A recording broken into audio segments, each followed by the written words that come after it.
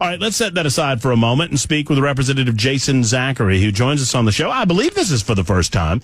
Representative Zachary has an interesting idea with regard to banking in the state of Tennessee, and we wanted to talk with him about it as the General Assembly continues. Hello, Jason. Good to have you on the radio. What's up? Hey, Matt. Good to be on with you, man. Thanks for having me. Is this our first time together? I think so. No, during the pandemic, I think because I carried the COVID protection bill, I know you had me on then at some point to talk about that. So I think this is the second time. Well, it's good to have you back. I hope you're doing well. Sir. How's the session going in your estimation? Man, it is. It's fast and furious.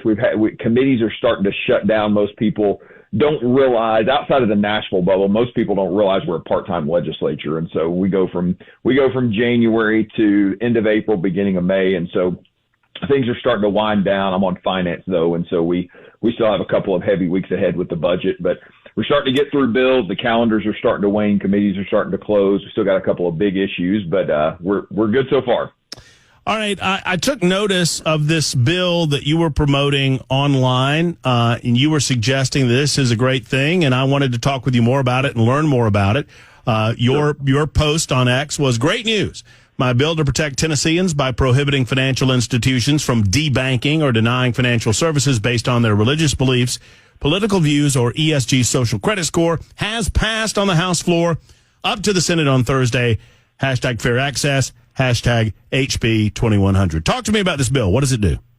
Yes, sir. Very similar to what Florida passed. Florida has got the platinum, the gold standard of what these fair access bills have looked like in the country. There's about 15 states that have passed some type of bill pushing back related to ESG, environmental social governance scoring. And that's basically a way of using non-financial factors to determine availability of services. And so what we did last year with the support of our treasurer, we said that the state of Tennessee cannot use environmental social governance scoring, non-financial factors, when making investment decisions. The treasurer has a fiduciary responsibility to get the best possible return, and going after judging a company and a financial entity based on their environmental and social governance scoring does nothing to maximize and get the best return for investors. So we took the first step last year. The next step is financial institutions. And so this particular piece of legislation, it's called the Fair Access Bill. It's exactly what Florida called it. It simply states, and for most people, this is just common sense. It's a consumer protection bill. It protects Tennesseans by prohibiting financial services from denying or canceling services based on religious beliefs, which is already federal law. So we're strengthening that with state law, based on political views, or based on what is called a social credit score, or the environmental social governance scoring. We kind of list the tenets of that within the bill, kind of what a social credit score is defined as. And I won't go through all those points that's in the bill, but it's things like gun ownership. If you're in the fossil fuel industry, that a bank cannot deny or cancel services. So the next logical question is, well, is this actually happening? And I've got numerous examples from across the country, but most closely to us in Memphis, there was a nonprofit last year called Indigenous Adventure that had been a customer of Bank of America for 9 years. Bank of America abruptly canceled their accounts a week before they were supposed to do a mission trip to Uganda. They then canceled the church that was supporting the ministry, and they simply told them it was just a business decision. We no longer want to provide services to your business sector. They couldn't get a straight answer out of them for 4 months. And there are numerous examples like that where big banks have canceled services, primarily checking accounts and transferabilities. They've canceled for like Indigenous Adventure, the Arkansas Family Council, National Committee on Religious Freedom, numerous entities. And so our responsibility is to protect Tennesseans and to protect financial services of Tennesseans. So we've taken this step. The application of this, Matt, is important because we use the threshold that's set out from the Office of the Comptroller of Currency. That's the Department of Treasury federally. They lay out a threshold of $100 billion for banks that they cover. And so we use that same threshold. So this applies to banks with $100 billion assets or more, and that's basically the 28 largest banks in the country. Why aren't you applying it to everybody? Good question. So we have not seen or had any complaints about Tennessee chartered banks, your First Horizons, your Home Federal, your Pinnacle. I mean, I know so many of these guys. We've met with them. Well, Jay, but so what? I mean, why not go ahead and cover them? And if they're not doing it, they won't mind. Right. Yeah. Well, in order to get the bill through committee, the lobbying of the Tennessee Bankers Association is strong. And so we needed to make sure that we got this passed and that we addressed the issue. Wait. So you're admitting that you altered the bill because the smaller banks told you to?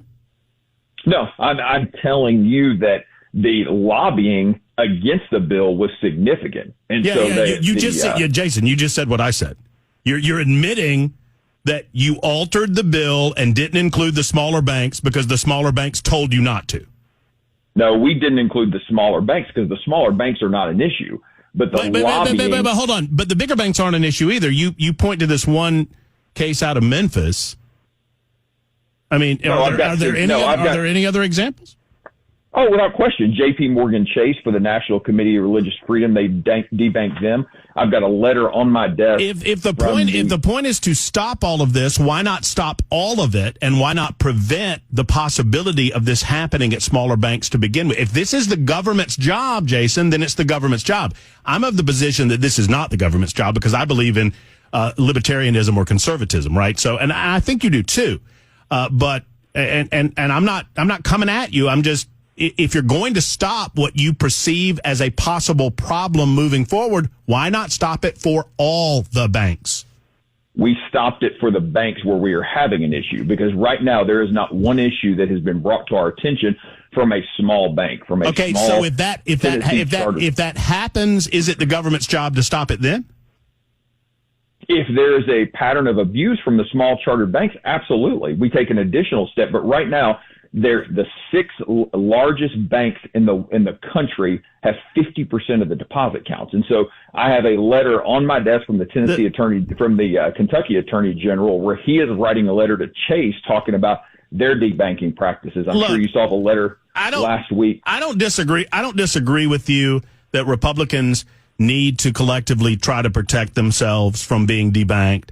I just don't believe that it's a government responsibility. I think customers move with their feet, and they move with their money, and they move with their wallets. That's my position. And Matt, they can absolutely do that. But I have an extreme problem with your admission that the bill was structured as it was structured because of the lobbying wing of the banking industry in the state of Tennessee. Well, the bill was structured in the way it was structured to go after those that were the issue. If the issue were smaller banks, then there would have been no changes to the bill. But the bill was That's not what you said. That's not what you said at the beginning, Jason. You're changing your story now. You said the lobbying wing was strong with these banking institutions, didn't you? It is. Yeah. 100%. The Tennessee Bankers Association is a strong lobbying entity. And they were against including the smaller banks, correct? They're against the entire bill. That's what I'm saying. They represent the larger banks as well. So They were literally testifying regarding the larger banks, but we went after those who were the issue. And the financial institution industry is the most regulated in the country. And so you've got everything from Dodd-Frank federally all the way down to the local, to on the state level, the regulation that comes into play. So the big banks have been the issue. Those are the examples that we have. And so the bill went after those to ensure that we protect Tennesseans and we protect the financial services of Tennesseans, that they're just not canceled on a whim. And then they have extreme challenges with financial services moving forward, and they can't conduct their business like this Indigenous Adventure in Memphis, which is the most recent example that we have in Tennessee. I respect the goals here. I really do, but I'm confused how this is an example of conservative government. That if I open a business, shouldn't I not be able to engage in my business in a manner of my own choosing? Absolutely. You can engage, as long as it's within the confines of state and federal law. I mean, you can. There's always this. Well, you can't do this to the private sector. Well, when the left weaponizes the private sector and the financial institutions against primarily religious institutions within a state or conservative groups, then it's our responsibility as a Republican Party to stand against those. And that's the reason Governor DeSantis has done it. That's the reason numerous conservative states have taken this step. 15 different states have passed some semblance of an ESG bill to be able to protect. Well, no. And I'm talking about, I mean, most of us can agree on the ESG stuff. I'm thinking more broadly about a government responsibility to infringe upon the rights of businesses who, Citizens United indicated that businesses are allowed to speak politically, right? That they are considered, that their voices matter too. So I'm trying to broaden this out and recognize where it might be applied in places that we don't like it.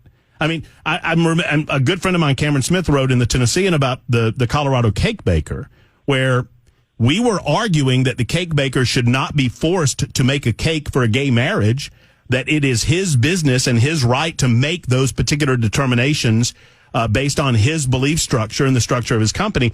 Yet it feels like your bill's doing that same thing, only in reverse, where you're going after these woke companies and demanding that they structure their business in a way determined by the government. Well, in Dodd-Frank, the terrible bill of Dodd-Frank, it gives states the ability, as long as it's under the consumer protection umbrella, to be more stringent than federal government in certain cases, and as long as it's under consumer protection. So that's what this does. It literally puts this under the Tennessee Consumer Protection Act of 1977 to give the Attorney General's office the ability to investigate when an entity calls into his office and says that we've been debanked because of this. We feel like this step has been taken against us based on our religious views, political views. We're a gun manufacturer, whatever it may be. We're now equipping them and giving them the tools to be able to do that. And there's also a notification piece in this bill that says that the whatever institution debanks or cancels services, they have to provide notification to that person within 30 days to let them know why they have been debanked. And then you kind of bring up the Colorado the cake baker. That was kind of brought up in committee. It's really apples and oranges because that is a non-regulated entity. The financial institutions are significantly regulated. All businesses have to have licenses. All businesses are regulated. Come on, man. Well, of course. Don't call them non-regulated then. They all have licenses. They all have to beg. They all have to get on bended knee and beg before the government of the state of Tennessee to be allowed to do business. But there's no comparison between the regulation of a financial institution. No. I'm in favor of deregulating, not overly regulating. That's called conservatism. Well, conservatism is also protecting the people of your state when the government weaponizes certain entities. Well, I think your bill's picking winners and losers. Does the bill in Florida include all banks or just the big ones? It includes all banks. But you didn't. I did not. We went after the banks where we see the most challenges within the financial institutions, within the financial industry. We addressed it and structured it in a way using the threshold that's laid out by the Department of Treasury to ensure we address those cases to where we have the complaints and have the issues. All right. I mean, I just look, Jason, I like you. I disagree that this is the government's job. I just disagree that a government that believes in less government being better and less regulation being better. I just disagree. I think it's an easy get because of the ESG component, but you and I can disagree and not still be friends. I'll let the voters and the listeners decide where they are on it. And I wish you best of luck as it moves through the Senate, and we'll let the audience decide. How about that? All right, buddy. Thanks, man. All right, man. Thank you. There's Jason Zachary, whom I have never spoken with because I was not here during the pandemic. So I don't know who Jason was talking with during the pandemic, but it was not me. But I mean, look, it's absolutely not personal. I just don't think this is where my libertarian streak gets really, really broad and really, really wide. And I understand that this is easy pickings because people don't like banks. And people sure as hell don't like ESG, all this social justice garbage. I just don't think it's the role of the government of the United States of America to tell private businesses how to do their jobs.